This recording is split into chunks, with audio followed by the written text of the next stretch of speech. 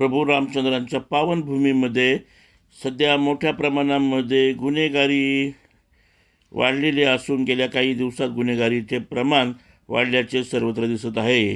काल पंचवटीतील कृषी उत्पन्न बाजार समितीच्या इमारतीतील सुयोग हॉस्पिटलमधील डॉक्टर कैलास राठी यांच्यावर एका तरुणाने प्राणघातक हल्ला केल्याचा धक्कादायक प्रकारी शुक्रवारी रात्री 9:30 वाजता घडला.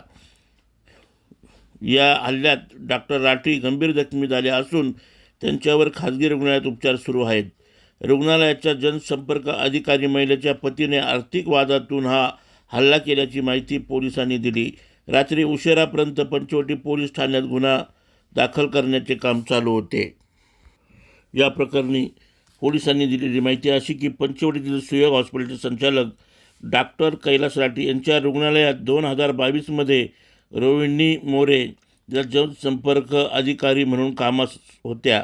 त्यांचा पती राजेंद्र मोरे हा 2022मध्ये रुग्णालयात उपचारासाठी दाखल झाला होता. तेव्हापासून संशयित डॉक्टर राठी यांच्या तो संपर्कात होता. ओळख वाढल्याने डॉक्टर राठी यांनी म्हसरूळ परिसरात फ्लॅटचा व्यवहार केला होता. यावरून 2 वर्षापासून आर्थिक वाद सुरू होता.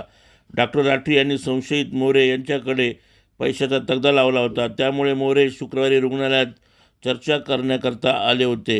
डॉक्टर राठी आणि मोरे कॅबिनमध्ये चर्चा करत असताना दोघांमध्ये वाद झाला आणि संशयिताने कमरेला लावलेला कोयता काढत राठी यांच्यावर 16 वार केले.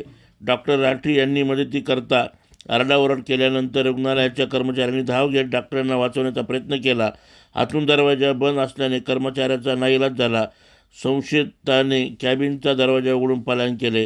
गंभीर जखमी अवस्थेत डॉक्टर राठी यांना खाजगी रुग्णालयात दाखल करण्यात आले. प्रकृती चिंताजनक असल्याची माहिती पोलिसांनी दिलेली आहे.